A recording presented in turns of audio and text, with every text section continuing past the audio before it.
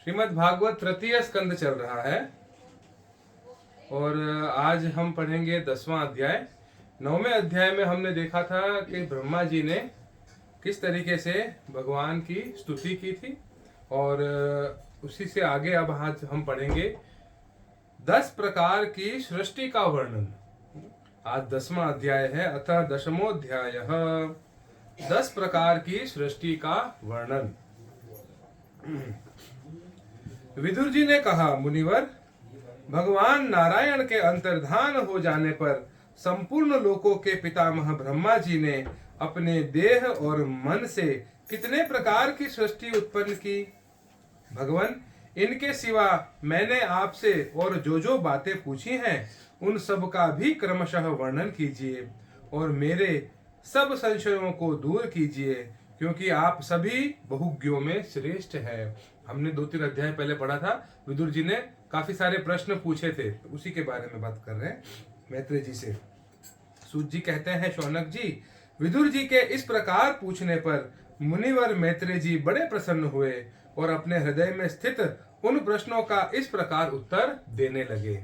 मैत्रेय जी ने कहा, अजन्मा भगवान श्री हरि ने जैसा कहा था, ब्रह्मा जी ने भी उसी प्रकार चित्त को अपने आत्मा श्री नारायण में लगाकर 100 दिव्य वर्षों तक तप किया। ब्रह्मा जी ने देखा कि प्रलय कालीन प्रबल वायु के जकोरों से जिससे वे उत्पन्न हुए हैं तथा जिस पर वे बैठे हुए हैं, वह कमल तथा जल कांप रहे हैं। प्रबल तपस्या एवं हृदय में स्थित आत्मज्ञान से उनका विज्ञान बल बढ़ गया और उन्होंने जल के साथ वायु को पी लिया। फिर जिस पर स्वयं बैठे हुए थे, उस आकाश व्यापी कमल को देखकर उन्होंने विचार किया कि पूर्व कल्प में लीन हुए लोकों को मैं इसी से रचूंगा। तब भगवान के द्वारा सृष्टि कार्य में नियुक्त ब्रह्मा जी ने उस कमल कोश में प्रवेश किया और उस एक के ही भूः भुवः स्वः ये 3 भाग किए। यद्यपि वह कमल इतना बड़ा था कि उसके 14 भवन या इससे भी अधिक लोकों के रूप में विभाग किए जा सकते थे। जीवों के भोग स्थान के रूप में इन्हीं 3 लोकों का शास्त्रों में वर्णन हुआ है। जो निष्काम कर्म वाले हैं उन्हें महः तपः जनः और सत्यलोक रूप ब्रह्मलोक की प्राप्ति होती है। विदुर जी ने कहा, ब्राह्मण, आपने अद्भुत कर्मा विश्व रूप श्री हरि की जिस काल नामक शक्ति की बात कही थी, प्रभो उसका कृपया विस्तार पूर्वक वर्णन कीजिए। मैत्रेय जी ने कहा, विषयों का बदलना ही काल का आकार है। स्वयं तो वह निर्विशेष, अनादि और अनंत है। उसी को निमित्त बनाकर भगवान खेल खेल में अपने आप को ही सृष्टि के रूप में प्रकट कर देते हैं। पहले यह सारा विश्व भगवान की माया से लीन होकर ब्रह्म रूप से स्थित था। उसी को अव्यक्त मूर्ति काल के द्वारा भगवान ने पुनः पृथक रूप से प्रकट किया है।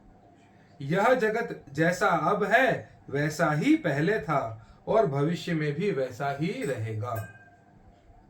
इसकी सृष्टि 9 प्रकार की होती है तथा प्राकृत विकृत भेद से एक 10वीं सृष्टि और भी है और इसका प्रलय काल द्रव्य तथा गुणों के द्वारा 3 प्रकार से होता है। अब पहले मैं 10 प्रकार की सृष्टि का वर्णन करता हूं। पहली सृष्टि महतत्व की है। भगवान की प्रेरणा से सत्वादि गुणों में विषमता होना ही इसका स्वरूप है। दूसरी सृष्टि अहंकार की है, जिससे पृथ्वी आदि पंचभूत एवं ज्ञानेंद्रिय और कर्मेंद्रियों की उत्पत्ति होती है। तीसरी सृष्टि भूत सर्ग है, जिसमें पंच महाभूतों को उत्पन्न करने वाला तन्मात्र वर्ग है। चौथी सृष्टि इंद्रियों की है। यह ज्ञान और क्रिया शक्ति से संपन्न होती है। पांचवी सृष्टि सात्विक अहंकार से उत्पन्न हुए इंद्रियाधिष्ठाता देवताओं की है। मन भी इसी सृष्टि के अंतर्गत है। छठी सृष्टि अविद्या की है, इसमें तामिस्त्र, अंधतामिस्त्र, तम मोह और महामोह ये 5 गांठें हैं। यह जीवों की बुद्धि का आवरण और विक्षेप करने वाली है। ये 6 प्राकृत सृष्टियां हैं। अब वैकृत सृष्टियों का भी विवरण सुनो।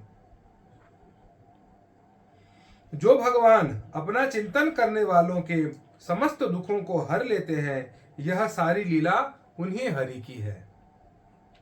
वह ही ब्रह्मा के रूप में रजोगुण को स्वीकार करके जगत की रचना करते हैं।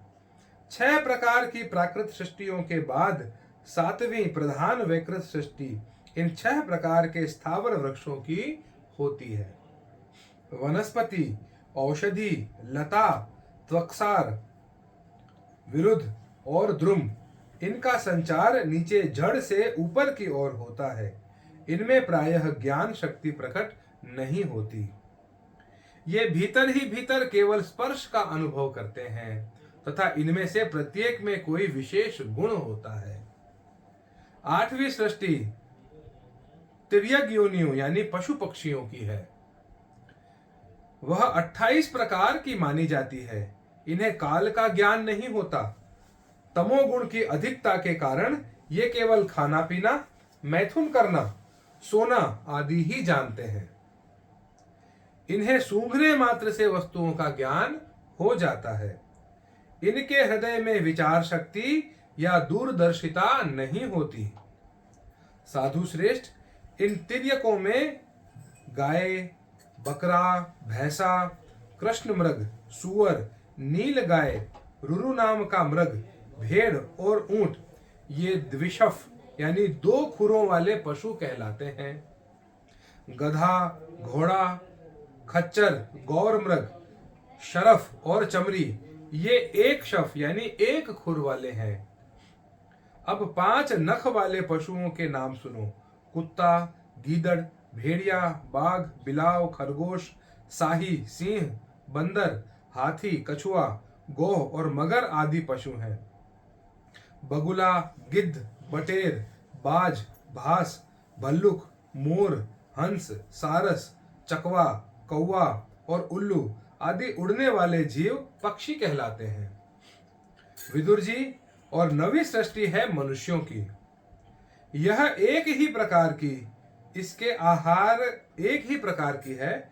इसके आहार का प्रवाह मुंह से नीचे की ओर होता है। मनुष्य रजोगुण प्रधान, कर्म परायण और दुख रूप विषयों में ही सुख मानने वाले होते हैं। स्थावर, पशु पक्षी और मनुष्य ये तीनों प्रकार की सृष्टियां तथा आगे कहा जाने वाला देव सर्ग वैकृत सृष्टि है तथा जो महतत्वादी रूप वैकारिक देव सर्ग है उसकी गणना पहले प्राकृत सृष्टि में की जा चुकी है। इनके अतिरिक्त सनत कुमार आदि ऋषियों का जो कौमार सर्ग है वह प्राकृत वैकृत दोनों प्रकार का है। देवता, पितर, असुर, गंधर्व, अप्सरा, यक्ष, राक्षस, सिद्ध, चारण, विद्याधर, भूत, प्रेत, पिशाच और किन्नर, किम पुरुष, अश्वमुख आदि भेद से देव सृष्टि 8 प्रकार की है। विदुर जी, इस प्रकार जगत कर्ता ब्रह्मा जी की रची हुई यह 10 प्रकार की सृष्टि मैंने आपसे कही। अब आगे मैं वंश और मनवंतर आदि का वर्णन करूंगा। इस प्रकार सृष्टि करने वाले सत्य संकल्प भगवान हरि ही ब्रह्मा के रूप से प्रत्येक कल्प के आदि में रजोगुण से व्याप्त होकर स्वयं ही जगत के रूप में अपनी ही रचना करते हैं। इति श्रीमद्भागवते महापुराणे पारमहंस्यां संहितायां तृतीय स्कंधे 10मोऽध्यायः। 11वें अध्याय में हम पढ़ेंगे मनवंतर आदि काल विभाग का वर्णन। श्री वल्लभाधीश की जय। श्री गुसाई जी परम दयाल की जय। श्याम सुंदर श्री यमुने महारानी की जय। श्री गिरिराज धरण की जय।